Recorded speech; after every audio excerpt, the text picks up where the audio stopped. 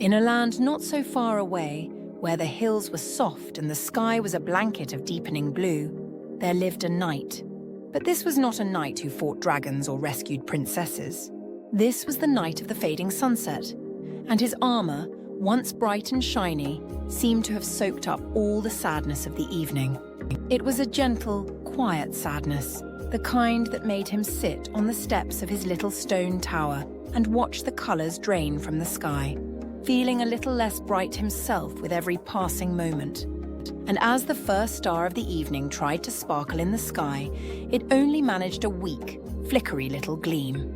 It was followed by another and another, each one struggling to push its light through the thickening dusk. They were not the bold, cheerful, twinkling stars of nights past.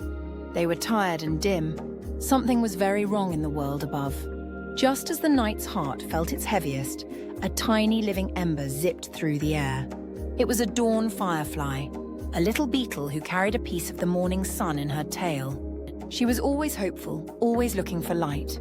She buzzed around the knight's helmet, landing on the cool metal of his shoulder plate. Her little light pulsed with a soft, warm glow, a tiny question in the growing dark. She had felt the stars struggle too. She had heard in the way fireflies hear things that the great woods that bordered the land held an answer. The ancient leaves on the trees there were whispering of a lost sound, a special vibration that had slipped away from the world, the very thing that gave the stars their power to twinkle. The knight of the fading sunset looked at the brave little firefly on his shoulder. Her tiny light was so small, but it was so certain. He knew then that he could not just sit and be sad. He had to be brave. He had to help. With a deep breath that made his armor creak a hopeful little creak, he stood up. His mission was clear. He and the dawn firefly would venture into the great, whispering woods to find the lost sound and bring the twinkle back to the stars. And so the knight and the firefly began their journey. The path into the woods was carpeted with soft moss and crinkly leaves of orange and gold. The trees were very old and very tall, their branches weaving together like fingers high above, making a ceiling that made everything feel quiet and still. The only light was the little golden pulse from the firefly, dancing ahead of the night like a floating guide. Can you imagine how quiet it was? So quiet, you could almost hear your own heart beating. Can you be very quiet with me now and listen to the silence? The knight's big booted feet tried to step softly, but they still made a rustle crunch on the leafy floor. The firefly's light zipped this way and that, looking for a clue. They listened. They heard the soft sigh of the wind moving through the highest pine needles. They heard the distant trickle of a hidden stream. But they did not hear a special twinkle sound. Soon they came to their first big challenge. The path ended at a giant fallen log covered in velvety green moss and fuzzy white mushrooms. It was too high for the knight to step over and too thick to go around. The knight felt a little rumble of worry in his tummy. How would they get past? The firefly flew over the log easily, but her light was too small to show what was on the other side. The knight stood there feeling stuck, but then he remembered why they were there. They were listening for a sound. So instead of trying to climb right away, he decided to listen. He knelt down on the soft ground, his armor clinking softly. He closed his eyes inside his helmet. He listened past his own breathing. He listened past the rustle crunch he had made.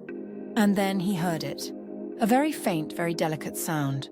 A scritch-scratch sound. It was the sound of tiny beetle feet climbing the other side of the log. The sound was so small, but it told him something important. It told him that the other side of the log was safe, that other little creatures could get over it.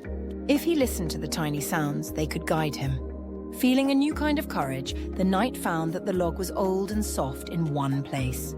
He used the hilt of his sword, not to cut, but to tap, tap, tap gently at the wood.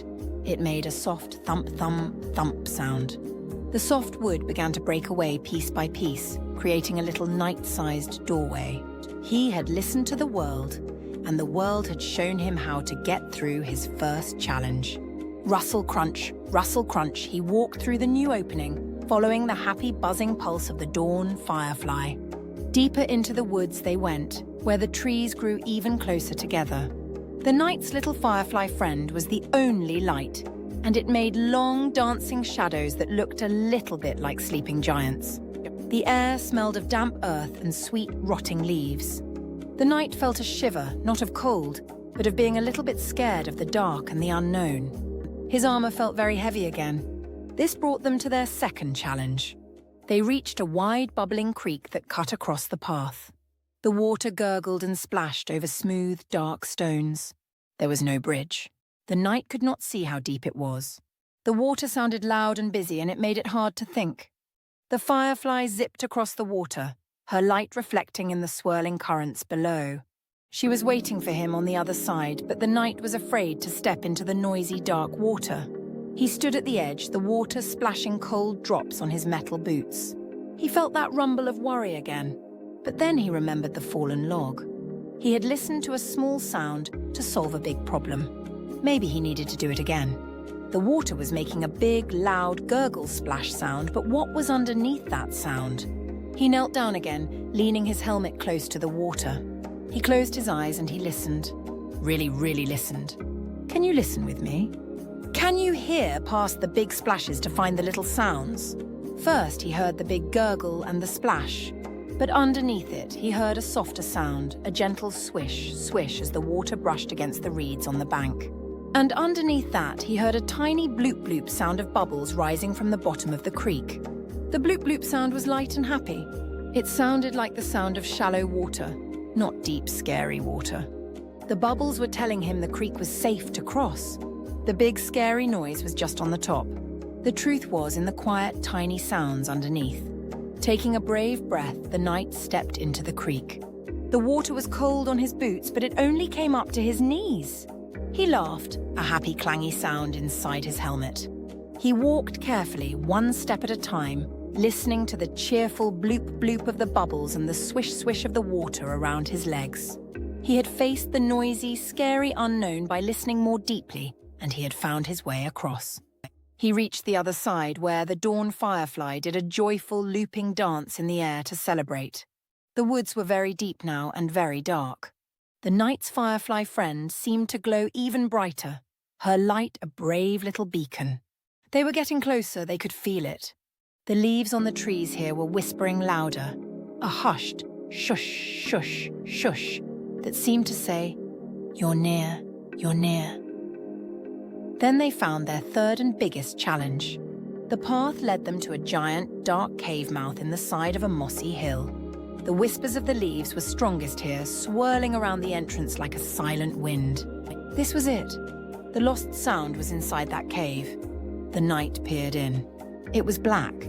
Not a soft grey dark, but a deep, thick nothingness dark. The kind of dark that feels like it swallows all light and all sound. The firefly flew a little way in, but her brave light seemed to get smaller and weaker, almost swallowed by the overwhelming blackness.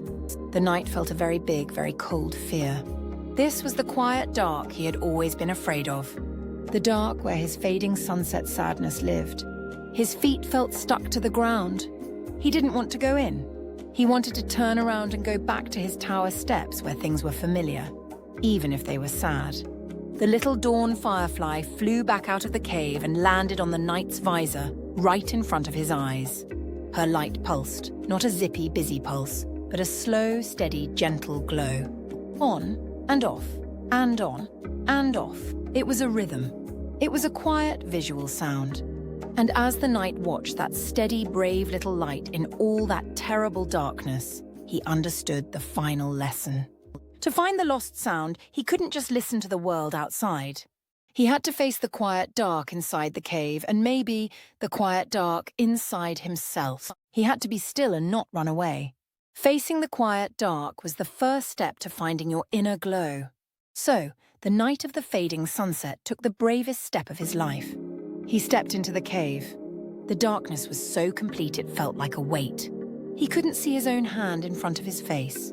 He could only hear the slow, steady buzz of the firefly staying right by his ear, her light now completely invisible in the overwhelming black. He walked slowly, his arms outstretched, feeling nothing but cool, damp air. He walked until he reached what felt like the very center of the cave. And then he stopped. He was surrounded by nothing but silence and dark. He was facing it. And a strange thing began to happen. His fear began to fade, like the sunset he was named for.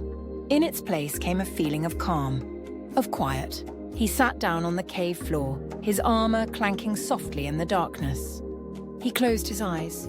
He listened. There was nothing to hear. No wind, no water, no leaves. Just pure, empty silence.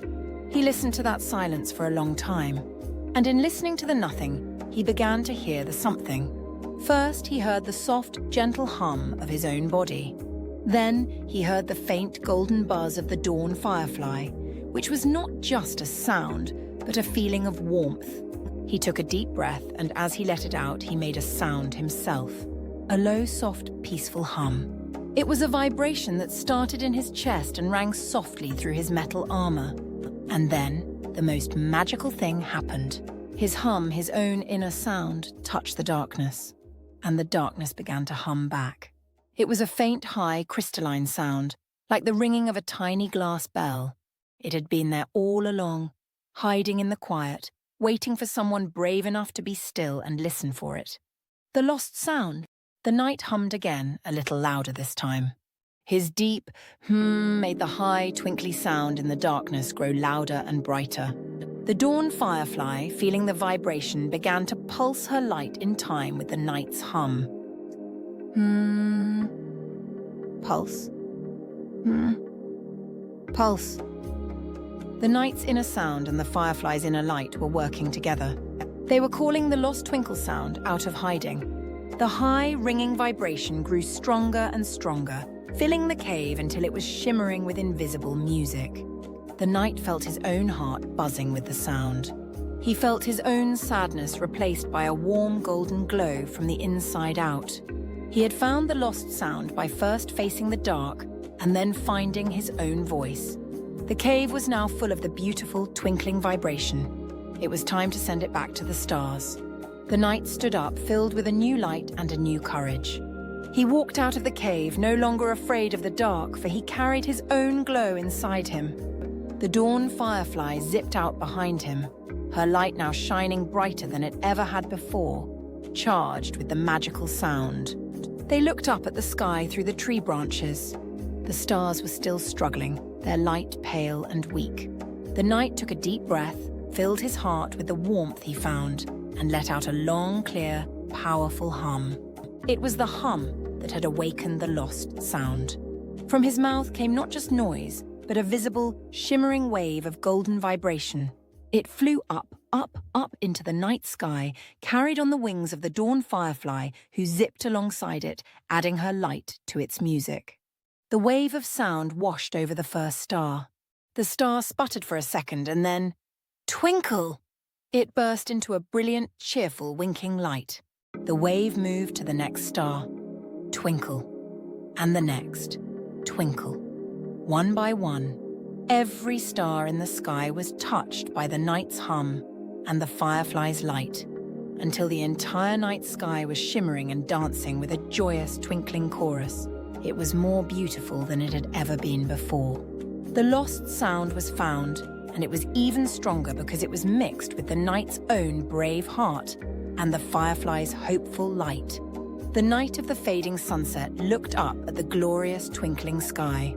He didn't feel like a fading sunset anymore.